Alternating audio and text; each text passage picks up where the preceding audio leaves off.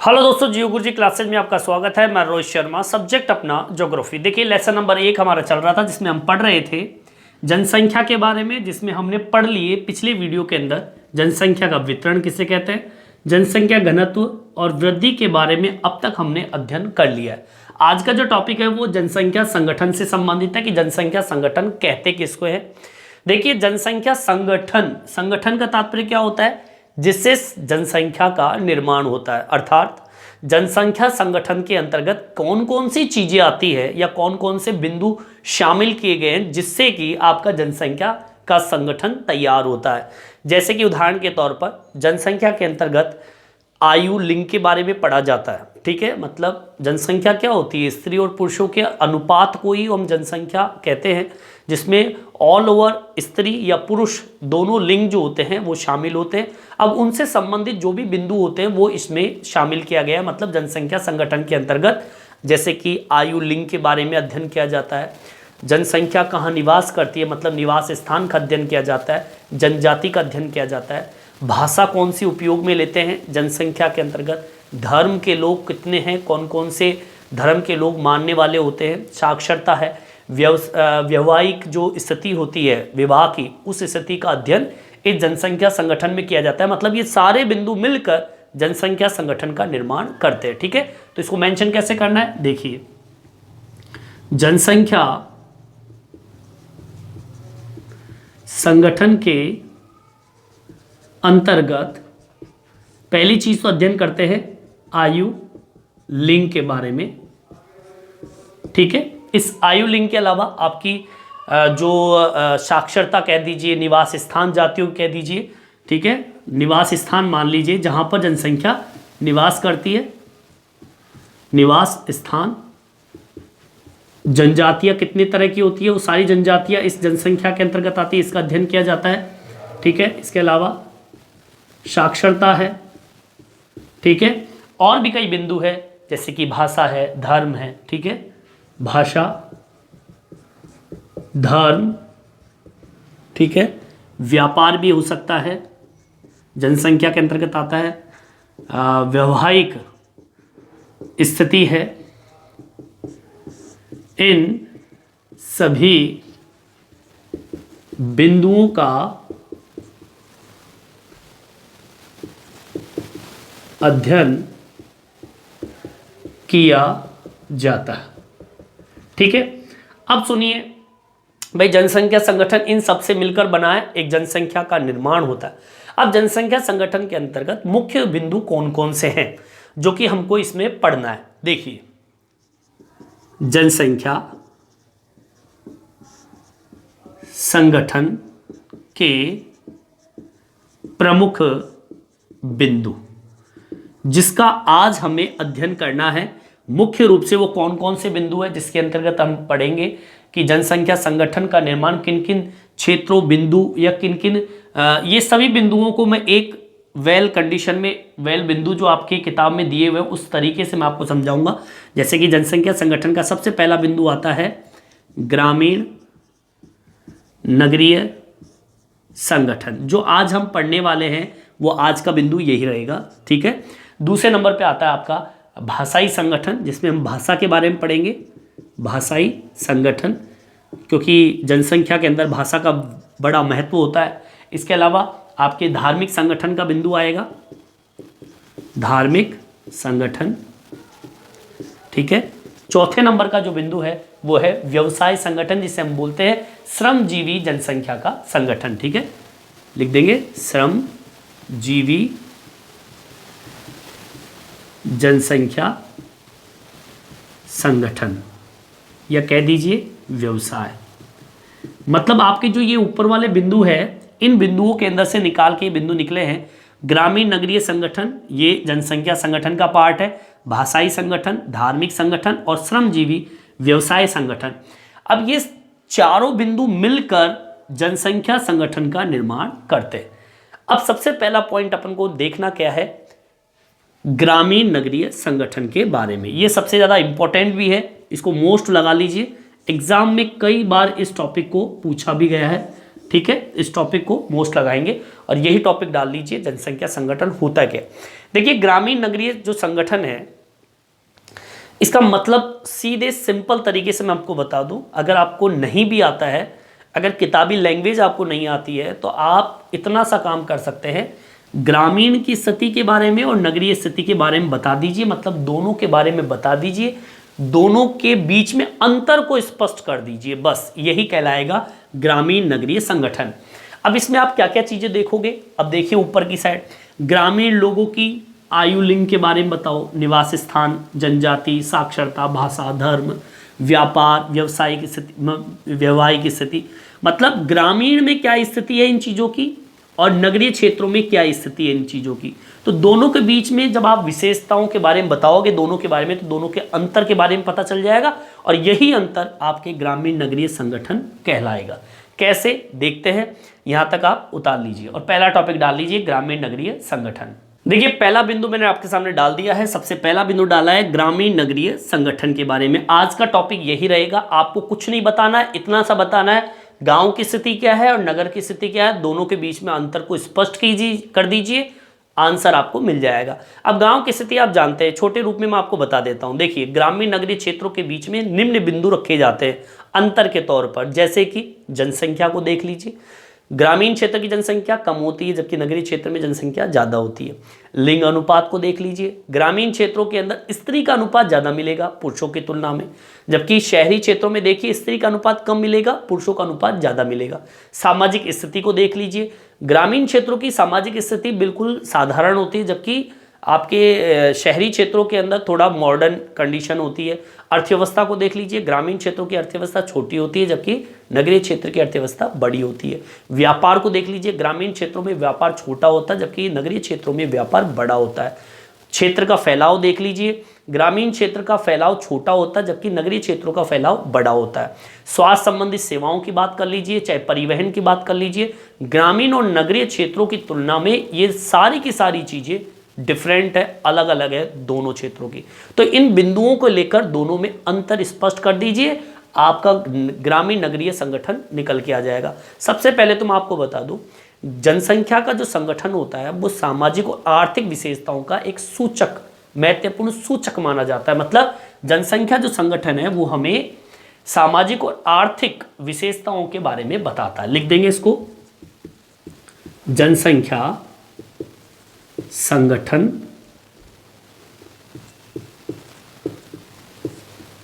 सामाजिक व आर्थिक, ठीक है, जनसंख्या संगठन सामाजिक व आर्थिक बिंदुओं का महत्वपूर्ण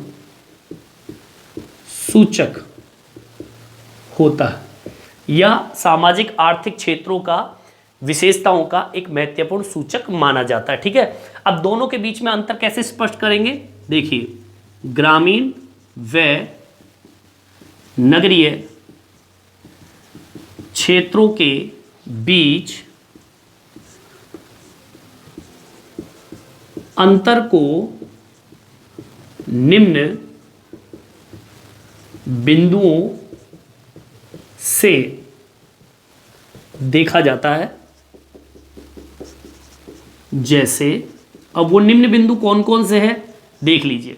सबसे पहला बिंदु आप डालोगे जैसे कि जनसंख्या, ठीक है, जनसंख्या का अनुपात। अब दोनों की स्थिति आप जानते हैं, जनसंख्या कहां पर तो ज़्यादा है, कहां पर कम है। लिंग अनुपात को इसमें देखा जाता है, ठीक है, लिंग अनुपात कहां पर ज़्यादा कहीं पर कम होता है, ठीक है।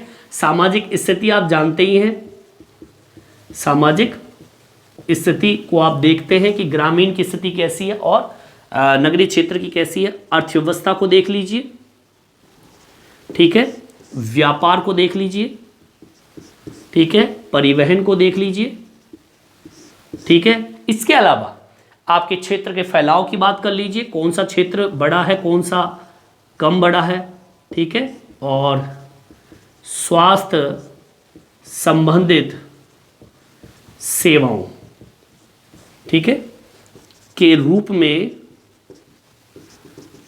देखते हैं। मतलब ये कि आपको करना क्या है, ग्रामीण और नगरीय क्षेत्रों के बीच में अंतर को स्पष्ट करना इन बिंदुओं को लेकर। ये सारे के सारे जो बिंदु दिए हुए हैं, इन बिंदुओं को देखते हुए आप अंतर को स्पष्ट कर सकते हैं। समझ में आ गई होगी जो मैं क्या कहना चाहता हूं आपको। ये अंतर देख लीजिए। अब आपको ये अगर बिंदु याद है तो आप ऑटोमेटिक आप सारा वर्णन आप कर सकते हो। ठीक है, चलिए अब ये ग्रामीण संगठन और नगरीय संगठन के बारे में मैंने आपको बता दिया कि कौन कौन से बिंदु आपको देखने हैं। अब आपको मैं थोड़ी सी बात बता दूं, थोड़ी ये क्या बात बताऊं कि देश की कुल जनसंख्या का 68.8% भाग कहाँ निवास करता है, गांव में निवास करता है। ये मुख्य बिंदु है। ठीक है, देश की जनसंख्या का 68.8 भाग गांव में निवास करता है। और यह आंकड़ा कब का है, 2011 के अनुसार है। समझ में आ गई बात। ठीक है, अब मैं क्या करूंगा आपके सामने, पहले तो मैं ग्रामीण की स्थिति बताऊंगा और फिर शहर की स्थिति बताऊंगा। मतलब पहले ग्रामीण के बारे में पढ़ेंगे, फिर नगर के बारे में पढ़ेंगे। पहले मैं ग्रामीण की पूरी विशेषता बता देता हूं और फिर नगर की विशेषता बताऊंगा। फिर दोनों को एक जगह कंबाइन करके हम आपका ग्रामीण नगरीय संगठन के बारे में वर्णन अपने आप निकल के आ जाएगा। ठीक है, चलिए यहां तक आपके समझ में आ गया हो कि ग्रामीण नगरीय संगठन में इन बिंदुओं को देखा जाता है। अब मैं ग्रामीण के क्षेत्र के बारे में बताऊंगा, यहां तक आप उतार लीजिए। देखिए वे टॉपिक डाल दिया मैंने ग्रामीण के बारे में। पहले हम ग्रामीण की विशेषताओं का अध्ययन करेंगे। देखिए सन 2011 की जनगणना के अनुसार अगर हम देखें तो भारत के अंदर 6,40,867 गांव है। ध्यान रखना इस चीज को। ठीक है, लिखेंगे सन 2011 के अनुसार। ठीक है, भारत में गांवों की संख्या कितना है, 6,40,000। आगे बात समझ में, 6,40,867 गांव है। ठीक है, जिसमें से या जिनमें से कितने गांव मैं आपको बता दूं, 5,97,608। ठीक है, जिनमें से 5,97,608 गांव। अब देखिए क्या कहना चाहता है। देखिए सन 2011 के अनुसार भारत में गांवों की संख्या कितनी बताई मैंने, 6,40,867, जिनमें से 5,97,608 जो गांव है, मतलब कितना परसेंट हो गया जनसंख्या का, 93.2% गांव जो है वो बसे हुए हैं। ठीक है, गांव में लोग बसे हुए हैं। आगे बात समझ में, मतलब ये तो ऐसे गांव है जो कि गांव के रूप में है। कुल मिला के बात यह है कि आपकी जो जनसंख्या है उस जनसंख्या का 93.2% जनसंख्या तो आपके इतने गांव में बसे हुए। अब मैं एक बात बताऊं आपको कि भारत के अंदर अगर मैं ग्रामीण और नगरीय क्षेत्रों की बात करूं तो सबसे ज्यादा जनसंख्या कहां निवास करती है, गांव के अंदर। आगे बात समझ में, मतलब हमारी जनसंख्या का इतना प्रतिशत तो गांव में ही निवास करता, बाकी जो बच गया वो नगरीय क्षेत्रों में निवास करता है। ठीक है, तो मतलब सबसे ज्यादा जनसंख्या कहां निवास करती है, ग्रामीण क्षेत्रों में। लेकिन मैं आपको बता दूं कि ग्रामीण जनसंख्या का वितरण भी समान रूप से नहीं है। कई राज्य तो ऐसे होते हैं जहां पर ग्रामीण जनसंख्या का अनुपात ज्यादा होता है और कई राज्य ऐसे होते हैं जहां पे ग्रामीण जनसंख्या का अनुपात कम होता है। वो कैसे, देखिए लिख देंगे इसको भी, ग्रामीण जनसंख्या का अनुपात समान रूप से वितरित नहीं है।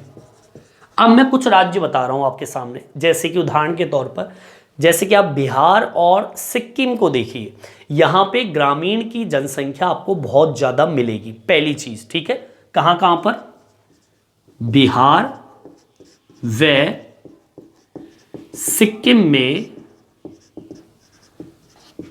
ग्रामीण जनसंख्या का अनुपात सर्वाधिक है। समझ में आ गई बात? मतलब ये आपका बिहार और सिक्किम के अंदर ग्रामीण जनसंख्या का अनुपात क्या मिलेगा आपको? ज्यादा मिलेगा। ये असमान वितरण को प्रकट करेगा। अब सुनिए, गोवा और महाराष्ट्र में चलिए। गोवा व महाराष्ट्र जो राज्य है, यहां पे कुल जनसंख्या के आधे से अधिक गांवों में बसा हुआ है। मतलब ये कि गोवा और महाराष्ट्र के राज्यों की कुल जनसंख्या का आधे से अधिक भाग कहां पर बसता है? गांवों के अंदर। ठीक है, इसको मेंशन कर दीजिए। गोवा व महाराष्ट्र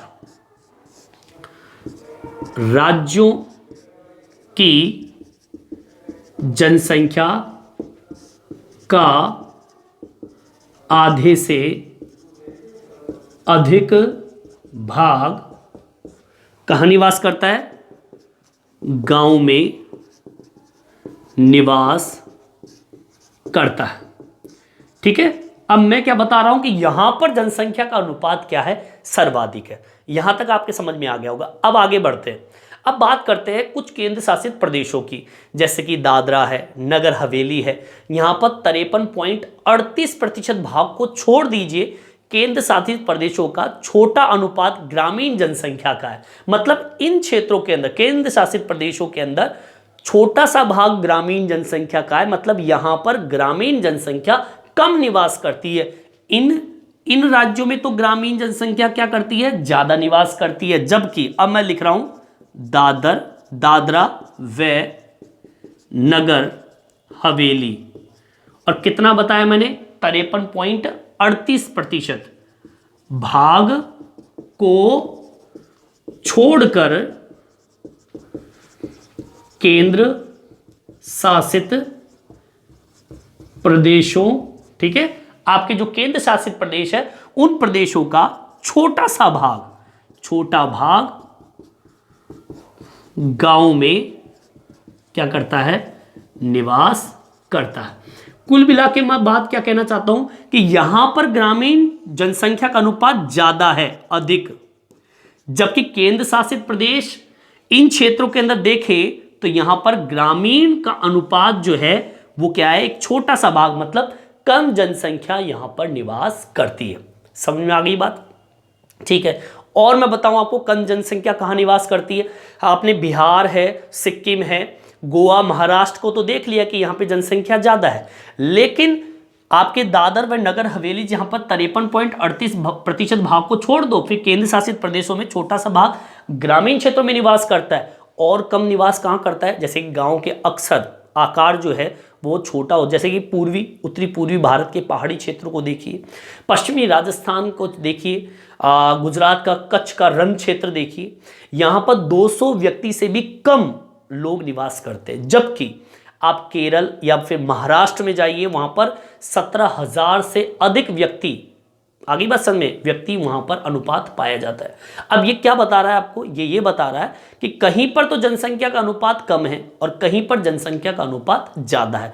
एक वितरण की स्थिति जो बोल रहा है अनुपात की, वो अलग अलग स्थिति को प्रकट कर रहा है ग्रामीण क्षेत्रों के अंतर्गत। ठीक है, चलिए यहाँ तक समझ में आ गया होगा। मैं आपको एक्सप्लेन करके लिख के बता दूंगा, और मैं आपको ये बताऊंगा कि ग्रामीण क्षेत्रों में देखो व्यापार सीमित होते, छोटे होते, स्वास्थ्य संबंधित सेवाएं भी कम होती है, परिवहन का अभाव होता है, छोटी अर्थव्यवस्था होती है, और जनसंख्या नगर की तुलना में क्या होती है? कम होती है। ये भी अंतर अपन यहाँ पे लिखेंगे। ठीक है, यहाँ तक आप उतार लीजिए। देखिए क्या एक्सप्लेन करना है आपको। देखिए बताया मैंने आपको, उत्तरी पूर्वी राजस्थान, ठीक है, आपका उत्तरी पूर्वी राजस्थान है, कच्छ का रण क्षेत्रों में 200 व्यक्ति, ठीक है, जबकि कौन सा भाग?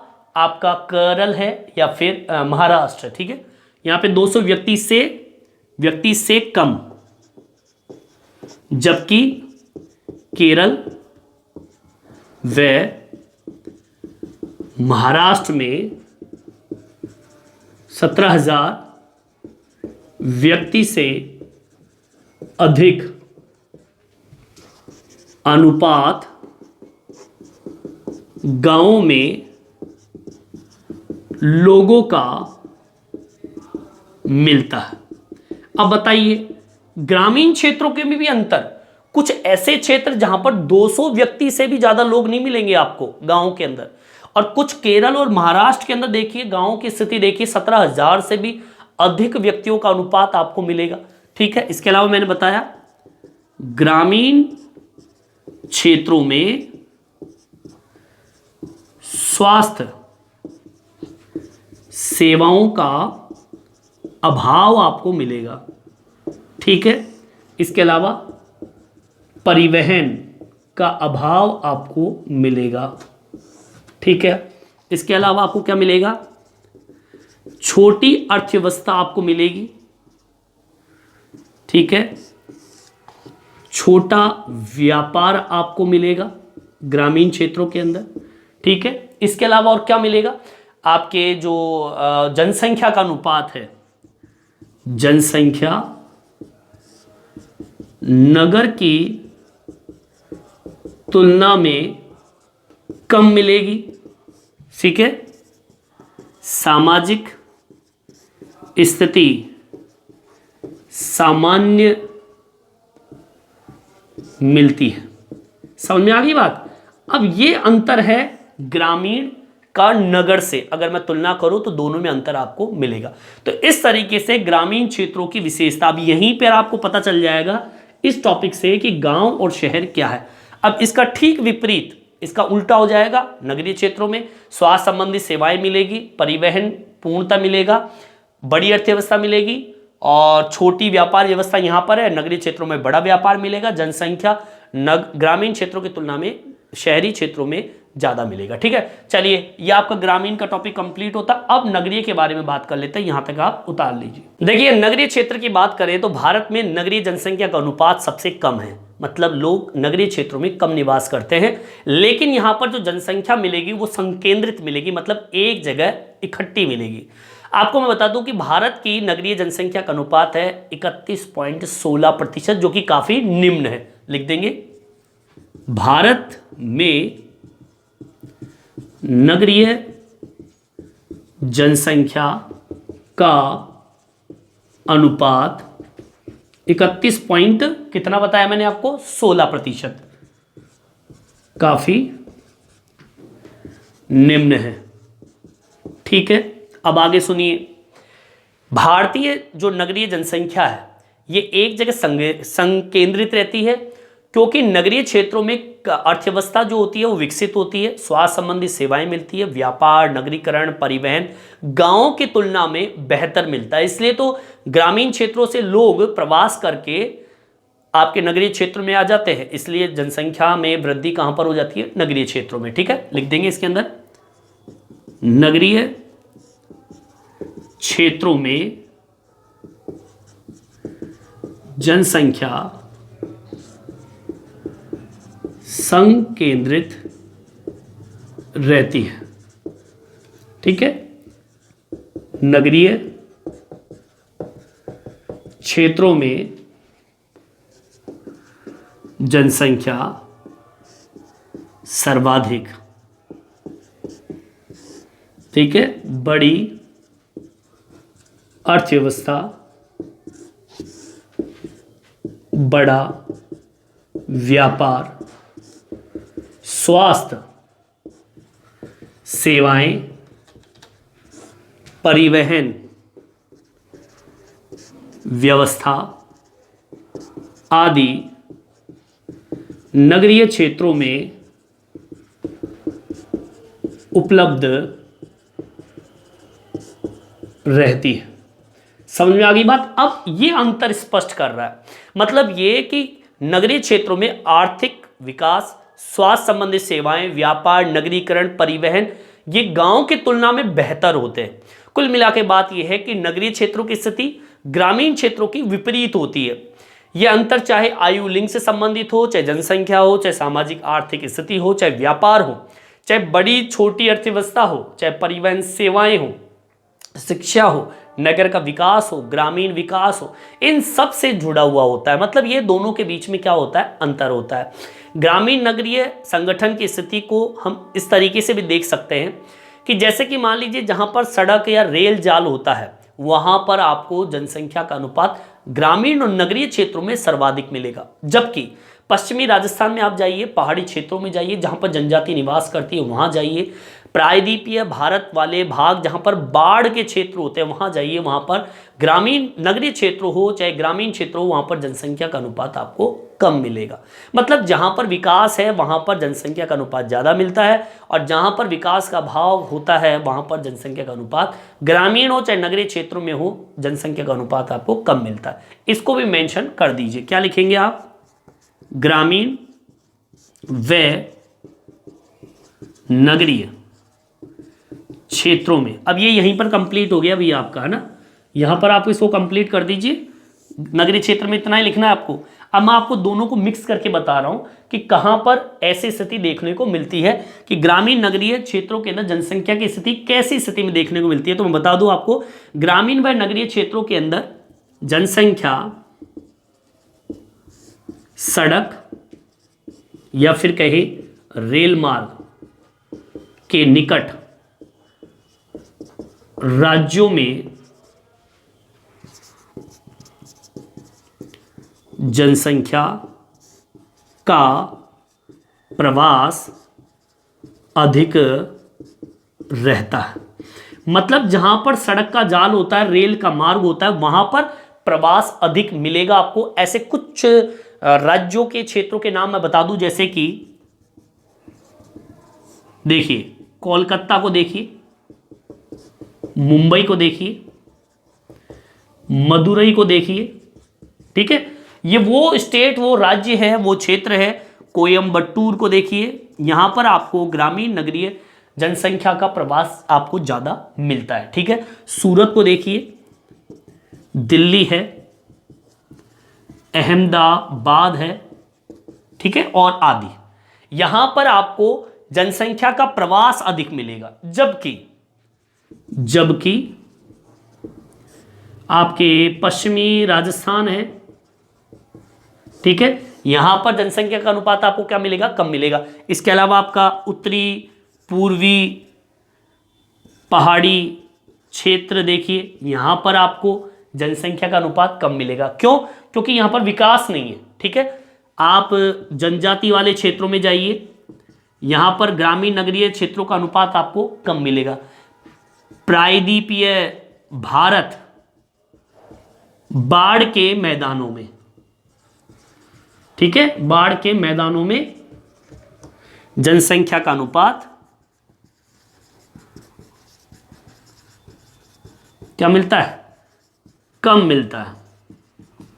अब मैंने दोनों के बारे में मिक्स करके बता दिया। बाकी आपको करना क्या है, सीधी सिंपल सी बात मैंने बता दी आपको। ग्रामीण नगरीय संगठन के अंदर आपको कुछ नहीं करना है, गांव के बारे में बताना है, नगर के बारे में अलग अलग बता दीजिए, दोनों के बीच में अंतर को बता दीजिए। आपका अंतर जहां पर आ गया वो ग्रामीण नगरीय संगठन के बारे में आंसर उसका हो जाएगा। बाकी आप टॉपिक देख लीजिए, आयु लिंग हो, जनसंख्या हो, सामाजिक आर्थिक स्थिति हो, व्यापार हो, बड़ी छोटी अर्थव्यवस्था हो, परिवहन सेवा हो, शिक्षा हो, या फिर नगर का विकास हो, या फिर ग्रामीण का विकास हो, इन टॉपिकों को लेकर आप दोनों के बीच में अंतर बता दीजिए, वही ग्रामीण नगरीय संगठन कहलाएगा। बाकी आंकड़े आप याद कर लीजिए। बाकी आप जानते हैं गांव कैसे रहते हैं, शहर कैसे होते हैं, दोनों के बीच में आप अंतर स्पष्ट कर दीजिए। इसका आंसर अपनी लैंग्वेज में आप लिख सकते हो, अपने शब्दों में इसका आंसर आप बना सकते हो, ठीक है। आगे बस में यही टॉपिक अपना कंप्लीट होता है। इस वीडियो में इतना ही। ये वीडियो आपको कैसा लगा कमेंट्स करके जरूर बताएं, और मेरे चैनल को सब्सक्राइब जरूर से जरूर करें, जिससे नए नए वीडियो आप तक पहुंचा सकूं। धन्यवाद।